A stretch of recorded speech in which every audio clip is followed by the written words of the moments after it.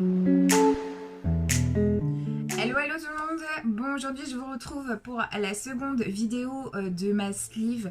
Donc aujourd'hui je vais vous parler au début de parcours, mes premiers rendez-vous qui ont été un peu compliqués parce que tout ne se fait pas en claquement de doigts malheureusement. Et puis moi dans ma vie en général j'ai toujours des petits grains de sel ou grains de sable, je sais pas comment on dit, qui se mettent toujours en travers de ma route. Dans la précédente vidéo je vous parlais que mon docteur traitant m'avait dans un premier temps adressé à un chirurgien d'un hôpital public. Et du coup j'ai pris rendez-vous avec lui. Elle m'avait prévenu que les délais étaient très longs dans les hôpitaux publics. Et bien, vu que tout est pris en charge, il y a des milliers de personnes qui souhaitent se faire opérer, souhaitent être prises en charge et souhaitent que ce soit rapide, sauf que ça ne l'est pas. Toutes les administrations françaises en général déjà sont longues. Et tout ce qui est public, bah, n'en parlons pas. Mais vu que c'était des périodes de mois creux, on va dire, j'ai eu un rendez-vous quand même assez rapidement, plus rapidement que ce que je pensais. Je crois que j'ai eu un rendez-vous 3 semaines plus tard. Et ça s'est pas super bien passé. Le feeling ne passe pas. Alors je ne sais pas comment vous expliquer, mais dans la vie, avec des gens, on ne peut pas l'expliquer, ça passe pas. Le feeling, c'est très important, surtout dans cette opération-là, qui va quand même être un énorme changement pour moi et pour tous ceux qui sont dans mon cas. Lui déjà était très froid et en tant que professionnel de la santé, moi je déteste ça. Déjà que je suis une grande stressée, si on me met pas en confiance, si on ne choisit pas les bons mots, ça passe pas. Ensuite, deuxièmement, lors de ce rendez-vous, déjà il m'a dévisagé mais de haut en bas, voilà, comme un scanner en fait, pour voir bah ouais, bon t'as des kilos en trop et what.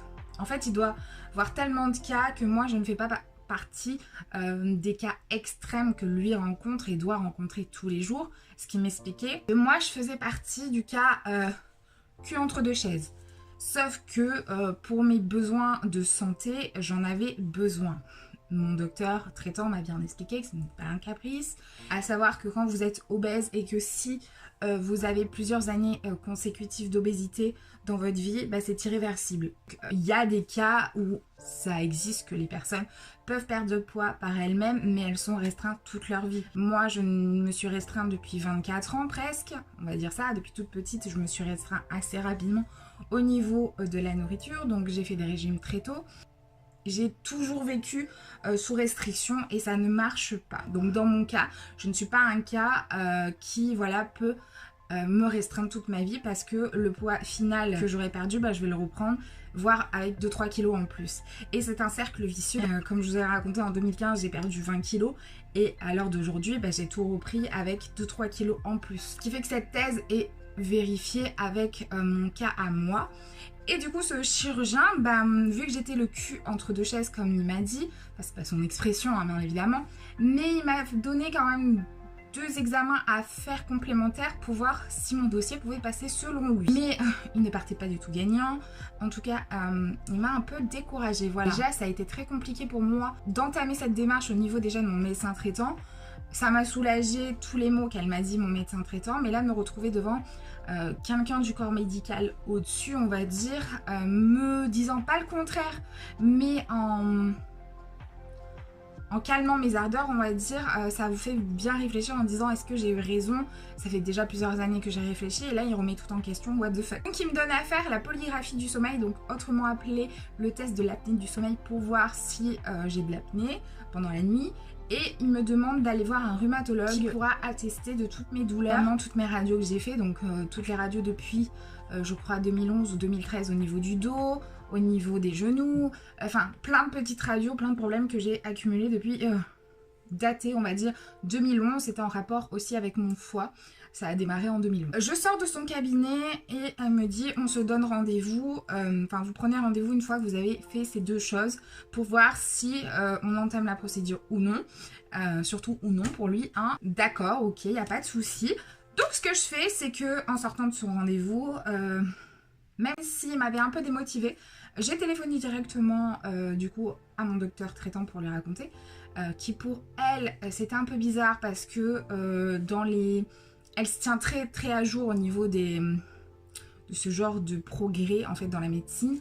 Donc elle, ce qu'elle me dit, c'est bizarre parce que maintenant aujourd'hui la sleeve, on se fait opérer à partir de 35 d'IMC. Petit aparté, on se fait opérer à partir de 35 d'IMC et plus. Il faut au minimum avoir 35, mais en ayant des problèmes de santé à accumuler, donc style diabète, cholestérol, des problèmes de dos, style hernie discale, je dis n'importe quoi, mais ça rentre en compte. Ou alors, dans mon cas à moi, faire plus ou égal à 40 d'IMC en n'ayant pas forcément tous ces problèmes-là. Pour être sûr que votre dossier passe, il faut que vous soyez dans ces 2 coups. Sachant que moi, quand j'étais allée le voir, il ne m'a pas ausculté, il m'a juste dévitagé, enfin scanné. Il ne m'a pas ausculté, pas pris de tension, pas écouté mon cœur, pas pesé. Alors que, enfin voilà, je viens pour une chirurgie d'obésité, donc la moindre des choses c'est peut-être de m'ausculter. Donc j'ai passé 5 minutes dans son bureau, même si c'est un hôpital public. Moi je suis désolée, je suis allée dans certains hôpitaux publics où on prend en compte un patient. Un patient est un patient et non un numéro, une lettre d'un confrère. What the fuck. Bref, j'ai été vraiment déçue de ce chirurgien, mais même s'il m'a démotivée, je me suis dit, moi je vais lui tenir tête, je vais aller faire ces 2 trucs et je vais revenir très vite te voir pour voir ce qu'il en est, pour que tu me donnes une réponse. Donc j'ai téléphoné à mon docteur entre-temps pour savoir quel rhumatologue aller voir, parce que je ne suis jamais allée voir de rhumatologue de ma vie. Et donc du coup elle me donne 2 adresses, dont un cabinet que je connaissais, mais elle me dit, va à celui qui te donne le rendez-vous le plus tôt. On s'en fout, tu seras pas suivi par lui. Il te faut juste un papier. Il veut juste un papier de chirurgien, on va l'avoir ce papier. Donc je téléphone au premier cabinet que je connais. Il me donne rendez-vous, je crois 15 jours après. Et j'appelle le second cabinet qui lui me donne rendez-vous, je crois, 1 semaine ou 10 jours après. Donc je prends bien sûr le deuxième rendez-vous. Et je rappelle pour annuler le premier rendez-vous, tout simplement. Et du coup, j'ai pris rendez-vous au rhumatologue, j'ai pris rendez-vous pour la polygraphie du sommeil. La polygraphie du sommeil, ça a été très rapide. Je crois que 3 jours après, je l'avais faite. Je rappelle le secrétariat du chirurgien, obstinée comme je suis, en leur disant, voilà, le docteur machin m'a dit de prendre rendez-vous chez un rhumatologue, de faire la polygraphie du sommeil. Telle date, j'aurais fait les 2, est-ce que je peux avoir un rendez-vous? Ah bon, ils étaient surpris et tout, mais sachant que ce chirurgien est quelqu'un de très pris, que pour avoir un rendez-vous, c'est tellement de temps, et la procédure, je savais qu'elle allait être très longue, donc plus j'attendais, plus ça serait remis à demain, entre guillemets. Sauf que dans mon esprit, fallait que je sois déterminée et que j'attende pas demain pour appeler, pour prendre rendez-vous, enfin repousser au lendemain, etc. Là, c'était une décision, cette décision, je l'avais prise dans ma tête. Je voulais avoir des avis des professionnels et plus vite ce sera fait, mieux je serai fixée. Le secrétariat rechigne un peu à me donner quand même un rendez-vous, donc ça aussi, ça m'a un peu tilté. Le rendez-vous, je crois que je l'ai eu assez rapidement parce que les rendez-vous, ça tombait en période creuse pendant les vacances scolaires. Voilà, donc je vais faire la polygraphie du sommeil. La polygraphie du sommeil s'est très très bien passée.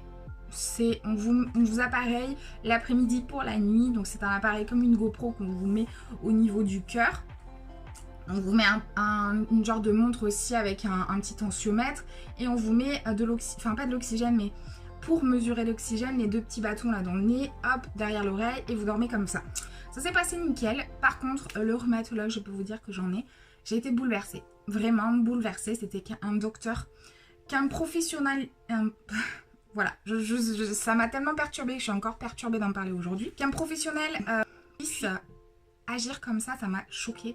En fait, il est de la vieille école, il reste sur ses acquis, il est pas loin de la retraite, donc tant mieux, j'ai envie de vous dire. Mais voilà, pendant 2 semaines, à cause de lui, j'ai très très mal vécu. Je me suis repris en pleine face toutes les critiques que j'avais eues depuis petite. En gros, il m'a dit que j'avais qu'à lever mon cul de mon canapé, qu'il fallait que je reprenne le sport, mais je suis en incapacité de reprendre le sport sans me blesser à l'heure d'aujourd'hui. J'ai des problèmes respiratoires, donc faire le moindre effort, voilà.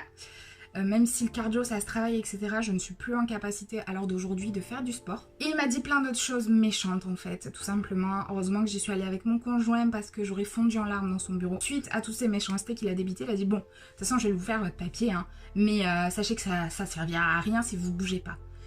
Mais mec, si j'en arrive à vouloir en arriver à cette opération qui n'est pas bénigne, c'est que je suis passée par tout ce qui était possible de faire. Donc du sport, du rééquilibrage alimentaire, des régimes, aller voir tous les médecins inimaginables. Enfin voilà, et du coup j'en ai parlé à mon médecin 2 semaines plus tard parce que j'avais rendez-vous avec elle. Pendant ces 2 semaines, j'étais au fond du trou et j'en ai parlé. Elle m'a dit oui, c'est vrai que c'est un professionnel qui est pas loin de la retraite. Elle a dédramatisé beaucoup les choses. Mais quand vous vous retrouvez face à ce genre de personnes, je peux vous dire que c'est compliqué. Quand vous avez pris la décision de voilà, de faire obstruction de tout ce que vont penser les gens, de tout ce qu'ils peuvent dire. Mais là, que c'est un professionnel de la santé qui vous balance ça dans les yeux, alors que ça a énormément évolué. What the fuck? What the fuck? Elle dédramatise les choses. J'ai mon 2e rendez-vous avec ce fameux chirurgien qui me dit je peux rien faire pour vous en gros. Il m'a toujours pas ausculté, toujours pas pesé, hein, bien évidemment. Vous ne faites pas d'apnée du sommeil. Vous, la lettre de votre rhumatologue, elle vaut rien en gros. Donc ce que je peux vous proposer, c'est de, pendant 6 à 8 mois, vous allez suivre un groupe de parole et être suivi par des diététiciennes de notre hôpital. Et si elle n'arrive rien à faire pour vous, ben là, on discutera entre équipes pour savoir si oui ou non on doit vous opérer. Merci, au revoir. Ça, je l'ai fait pendant plusieurs temps. On n'a jamais réussi à avoir des résultats concrets. J'ai toujours repris mon poids. J'ai eu beau reprendre le sport, etc. Rien n'a y fait. Donc, pourquoi attendre 6 mois à 8 mois de plus pour avoir les mêmes résultats, les mêmes paroles? Non. Donc, j'en ai parlé à mon docteur. J'ai dit, voilà, il m'a dit ça et ça. Moi, je suis démotivée. Je vais péter un plomb. Je veux que ça avance. Vous-même, vous me dites que mon cas, il rentre dans les cases, quoi. Et du coup, elle m'explique que comment marchent les hôpitaux publics à ce niveau-là. Qu'en gros, ils prennent que les cas extrêmes. Et malheureusement, ben, je ne suis pas un cas extrême et que je passe en second plan. Ok.